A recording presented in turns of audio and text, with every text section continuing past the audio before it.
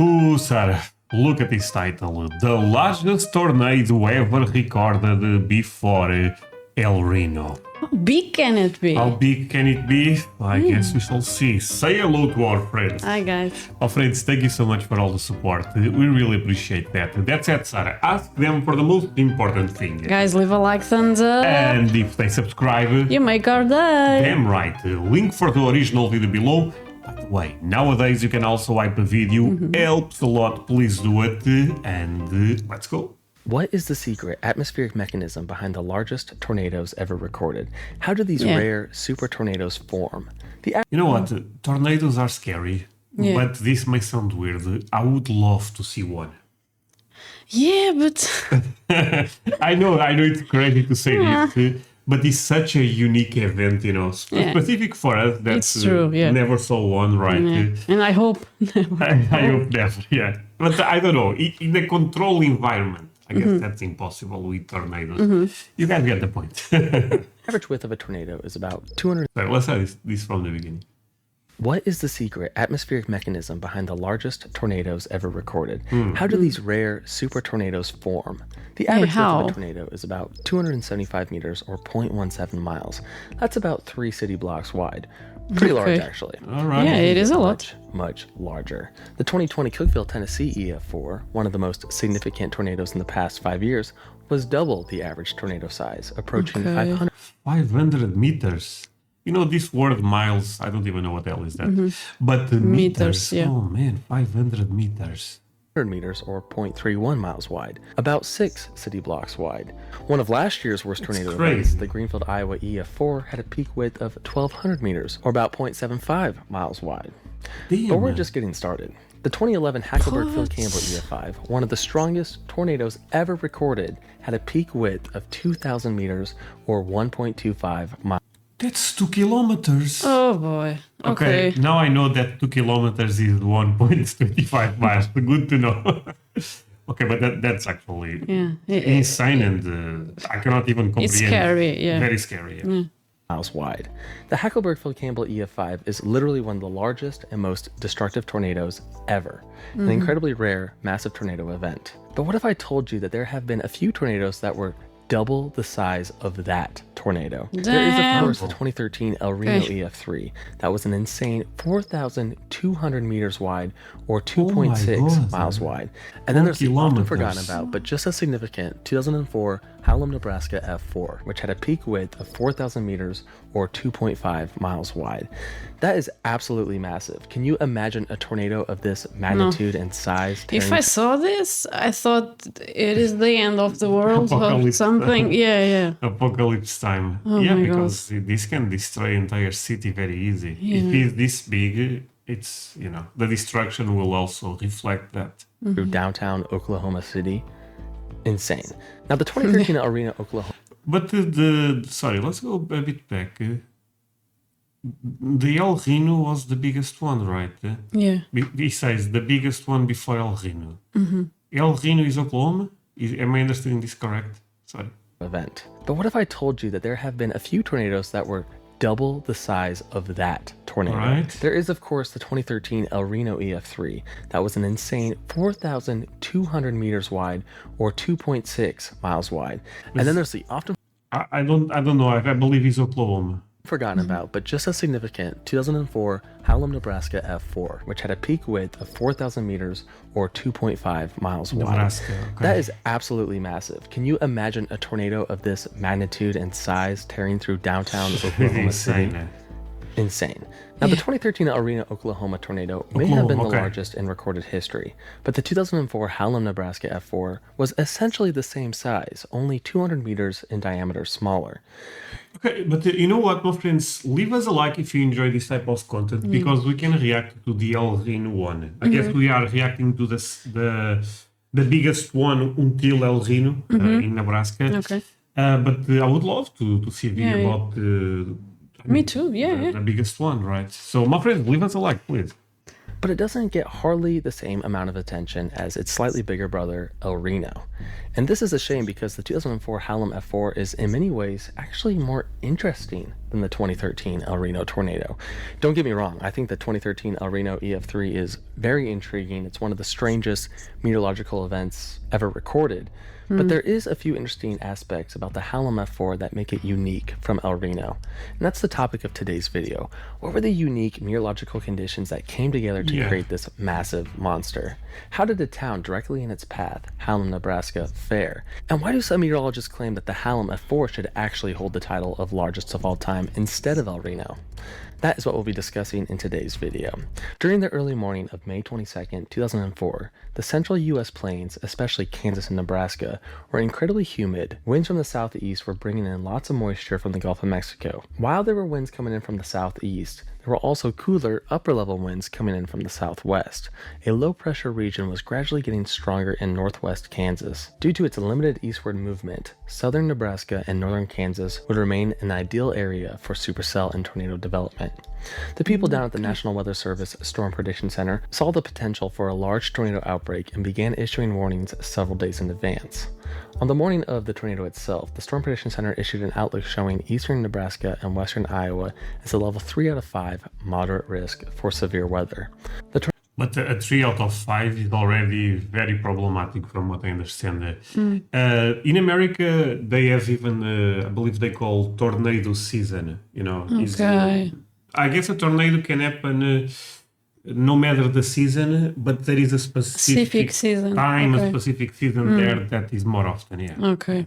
Tornado Outlook gave a 15% chance of a tornado developing within 25 miles of any point within this shaded area, including both Nebraska and Iowa. The forecast given by the Storm Prediction Center stated this. I believe that region is the Midwest. Isolated supercell storms will likely develop rapidly over eastern Nebraska and western/central Iowa by late afternoon or early evening. These storms appear to have the greatest risk for tornadoes due to very favorable low-level shear profiles and a moist boundary layer. And of course, as predicted, during the mid-afternoon, several supercells formed over Nebraska and Iowa. Several small tornadoes formed during the late afternoon in various locations. One of the first was an F1 that touched down over Furnace County, Nebraska. Another F1 tornado touched down in the late afternoon in Fremont County. You know what's so fascinating to me? Do you think Native Americans back in the day knew what the hell was this? Good question. They may thought this was some type of demon or some type of god's revenge or something, you know. I'm making a lot of assumptions, but they have no idea. Probably. I mean, they know how to explain that. They cannot know.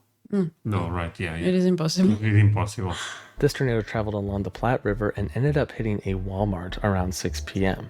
But none of these tornadoes... To be fair, I don't even understand that well. How the hell a tornado appears? I'm talking about Native Americans like I'm superior or something. I have no idea. Yes, but now we have the tools to learn about it. And it's a weird combination of things that need to happen from what I understand. It's difficult for a human to predict when they appears. No, I think it's a bit easier. I think it's a bit easier. So why people can't evacuate at time? The thing is, I think so. I'm speaking like an American now, but this is my logic. I think maybe, for example, what happens a lot is, this will be a F1 or a F2, and people think, okay, that's fine, I can deal with that. But predicting for sure the intensity can be tricky. So in this case, they thought it was a F3. I believe it will be F4. You know what I mean? Could be that, I guess. I'm not sure. And maybe, to be fair, maybe the prediction that they will get hit by a crazy tornado does not give them time. I don't know. So it's difficult. Traveled along the Platte River and ended up hitting a Walmart around 6 p.m. But none of these tornadoes could compare to what was to come.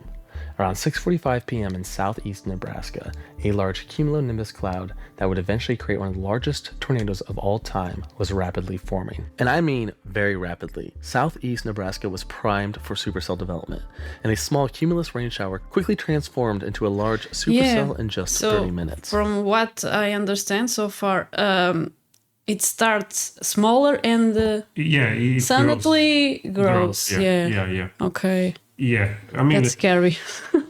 Again, I think at the end of the day, a lot of these type of things, I mean, science explains, but for regular people, it's a bit difficult to understand what really happens. Oklahoma University meteorology students Gabe Garfield, Jeff Snyder, and Brent Shambaugh were heading west near Fairbury, Nebraska, straight towards the supercell, hoping to capture footage of a tornado at its base. Gabe, Jeff, and Brent were some of the few storm chasers who were able to document the entire record-breaking Hallam tornado. We saw a video about this is crazy. People chasing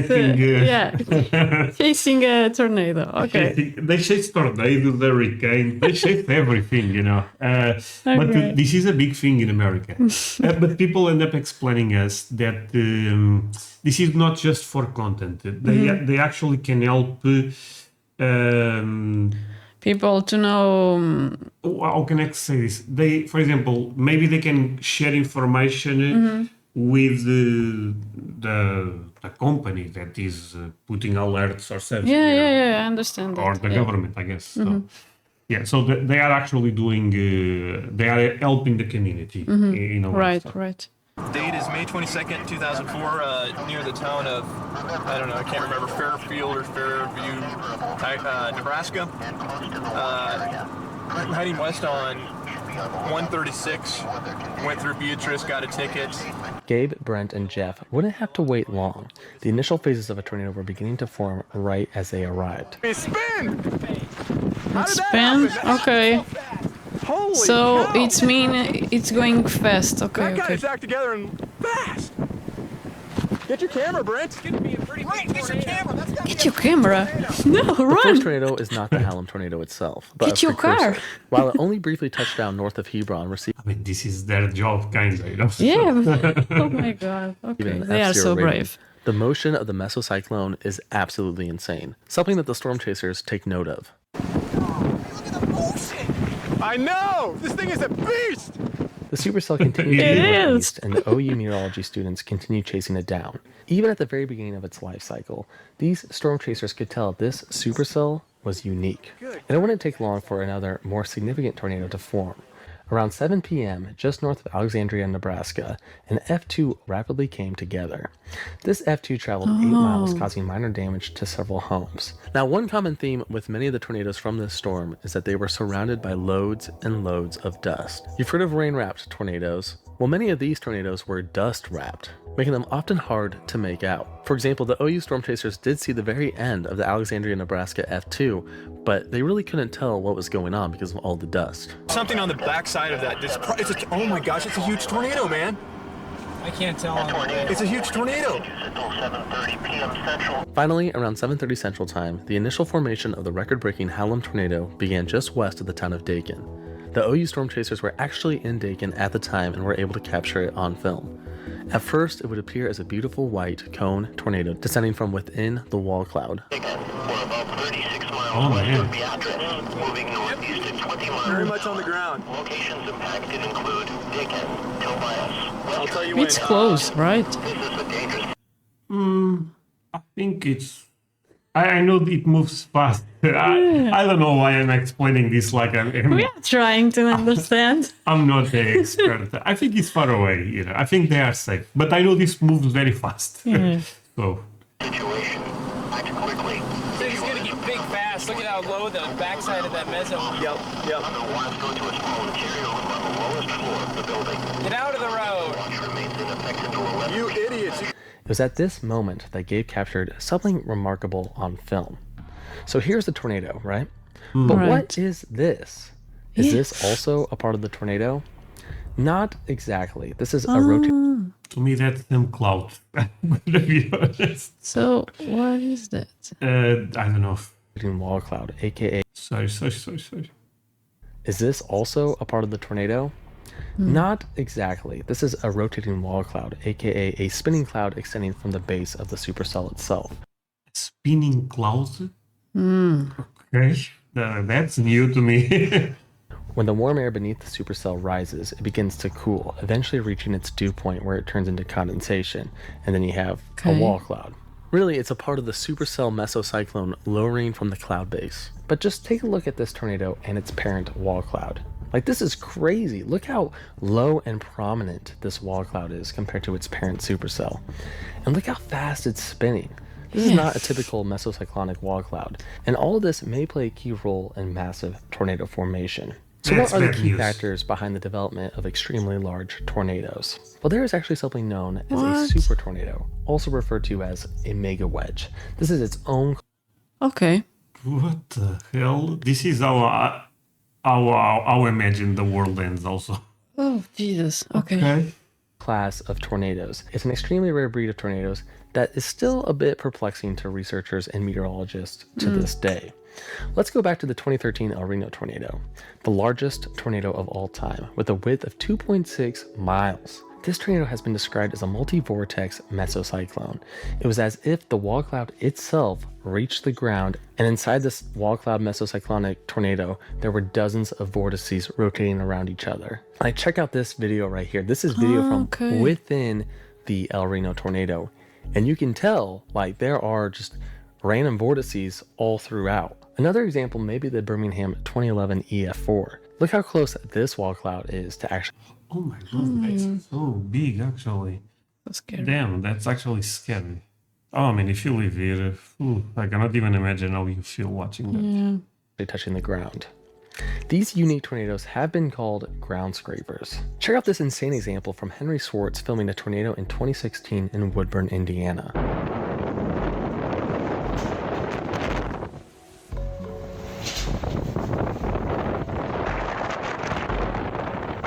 That is touching the ground, right? For sure. Yeah, I thought the same. I cannot see. No, I think it touches the ground on the center, but then it's the kind of the spinning clouds going around.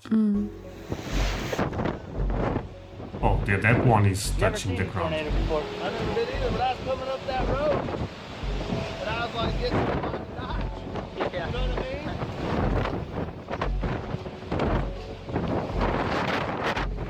Absolutely insane. Like, the wall cloud is on the ground, spinning rapidly. Like, the whole thing looks like a massive, huge tornado. I mean, it Is the whole thing large, a tornado? Is it its own unique meteorological event? Either way, it's an incredibly rare tornado formation. Keep all this in mind as we return to the Hallam tornado supercell. It was now 7:40 and the Hallam F4 had been on the ground for over 10 minutes, often obscured by Nebraska dust.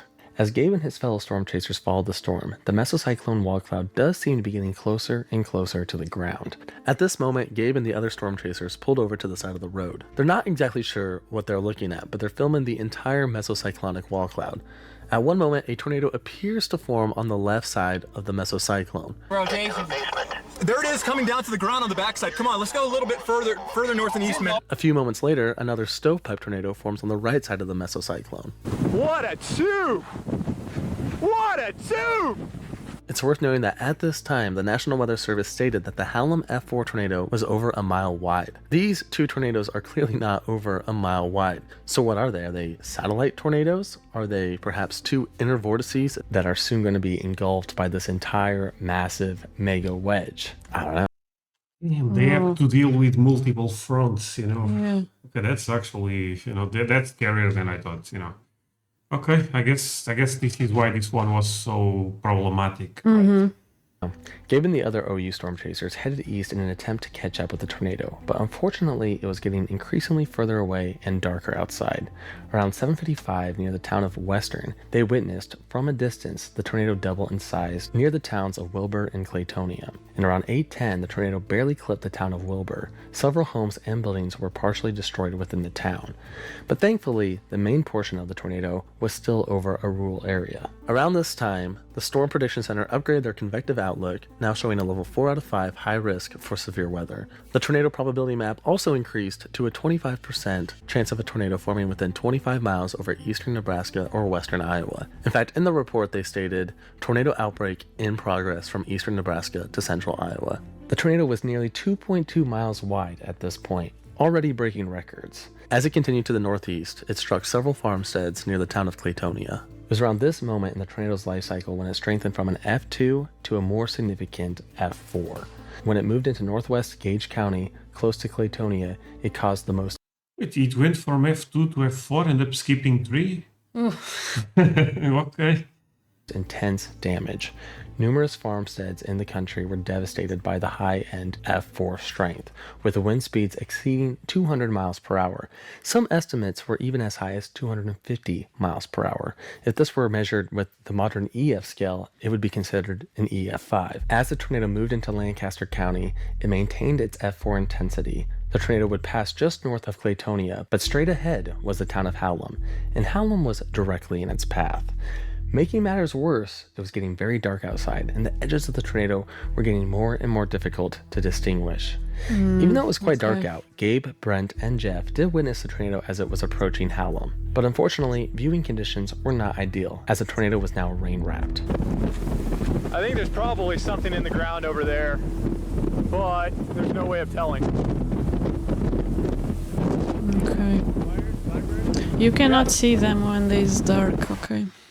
Yeah, I mean, now this is a good thing to ask them. Do you guys think that city people are people there still? You know, because if this is a F4, I believe it will destroy everything, right? Yeah. Or they end up moving those people to shelter. I hope. I hope so. Yeah, I hope so. But there's still, I mean, just an insane amount of rotation everywhere. Within Hallam, the sirens rang out. It was pretty late on a Saturday, so thankfully most of the residents within Hallam were at home and able to seek shelter in their basements. Hallam would unfortunately take a direct hit, being fully engulfed by the monster around 8:35 p.m. Around 200 homes were demolished and almost 95% of Hallam was severely damaged. There were 38 injuries and luckily only one fatality within the town, a 70-year-old woman. For the entire duration... Only one. Okay, that's actually... It's good. That's good, right? I mean, not good for that person, but... I mean, this looked so bad. Of the tornado, she would be the only death. Let's go back. There were 38 injuries and luckily only one fatality within the town, a 70-year-old woman. For the entire duration of the tornado, she would be the only death. Hallam's a pretty small community, so essentially the entire town was obliterated. Look at that. That's actually insane to see. Man, Mother Nature is crazy. It is.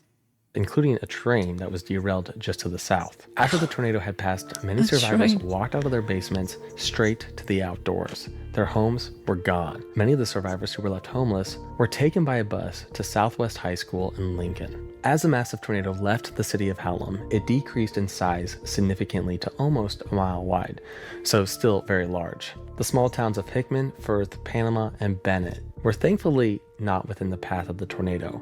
While it did not strike any more towns, the tornado still directly hit the rural yet pretty large Norris High School around 9 p.m.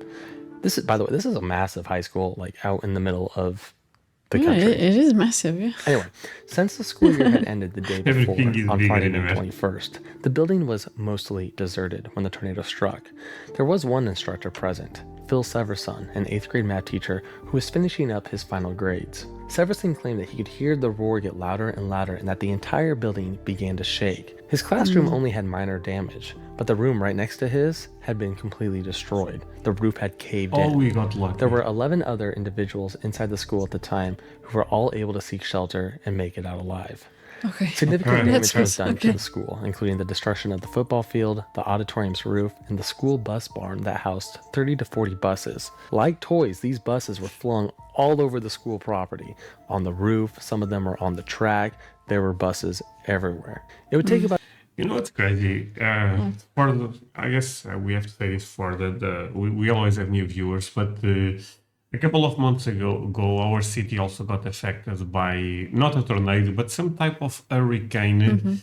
The wind ended up going around 200 kilometers. Yeah. It was scary. It was very scary. But compared to this, I feel like, this is much worse. It is. I cannot imagine. I cannot even imagine, because the destruction in our city was so massive, in our house also. But then we look at this, and I kind of feel lucky, in exactly. a way. So.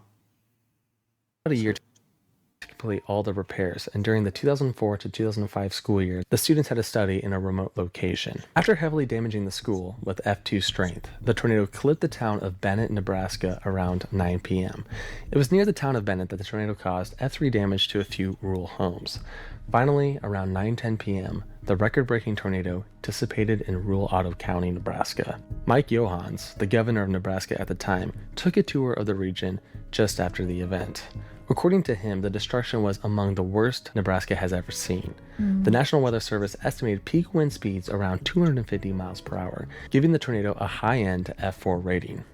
Of course, I did indeed search for remnants and destruction on Google Earth, and there are a few empty lots, a few slabs, a few random sidewalks going nowhere, but nothing too crazy. The town actually did a great job of rebuilding in the years after the event, and to this day, you really can't tell that a tornado went through it. All in all, the tornado lasted 1 hour and 40 minutes, traveling a massive 52 miles.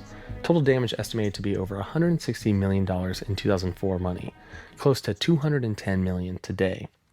The Hallam... To me, the worst is, the tornado is coming and you are waiting. That probably is... Oh man, it kills you waiting for it. Of course, getting hit by the tornado is very bad, but that anticipation is probably... the wait. Yes. F4 held the record for the largest tornado ever documented for almost 10 years until it was dethroned by the 2013 El Reno EF3. We need to watch Hallam that is one still also. quite unique when compared to the El Reno tornado. In fact, one could make an argument that technically the Hallam F4 should hold the title of largest tornado ever recorded, as it does hold the record for the largest condensation funnel ever recorded. What does that mean? Well, a condensation funnel is the funnel of the tornado. Tornadoes are full of different, debris, dirt, grass, structures. But when you witness a tornado, you also see its condensation funnel. That's that smooth-looking cloud. Yeah. A tornado is a region of low pressure, and depending on humidity and atmospheric conditions, the rotating air within the tornado can reach its condensation point. So the Hallam tornado has the largest confirmed condensation funnel ever. It was difficult to see because it was so dark out and so rain-wrapped, but there are a few photos out there if you look for them. When El Reno was at its peak size, it was really just a massive cluster of inner vortices, all rain-wrapped, so the exact shape was hard to define. That's why when you look at pictures of the El Reno tornado, it kind of just looks like a chaotic mess. And that's Still scary. because it was a chaotic mess. Going back to that video from inside the El Reno tornado, you can just see the inner vortices all over the place. But El Reno was never fully organized as a full-on condensation funnel like the 2004 Hallam F4. Either way, both tornadoes are insane weather events, and they do both belong to the class of super tornado / mega wedge. So what are the factors behind these mysterious mega tornadoes? Is it the mesocyclonic wall cloud reaching the ground itself? Is it just intense winds surrounding the tornado kicking up dust? Perhaps it's just a cluster of tornadoes, kind of like the Greenfield, Iowa tornado, all within like this, dusty, I don't know. Please comment your theories below. And with that said, thank you so much for watching, and we'll see you next time. Thank you. It was an interesting video, Yeah, it was interesting. Just trying to see this again. So, basically this, from what I understand, is the destruction done by the tornado, right? But this one was more impressive because the clouds made the vortex look huge, I think. Right? Again, my friends, leave us a like if you enjoy this type of content. If this video does well... It's interesting. It's interesting, but I like it. If this video does well, we watch the El Reno one, because now I'm curious also. But yeah, Sarah, say goodbye to our friends. Bye, guys. Bye, our friends.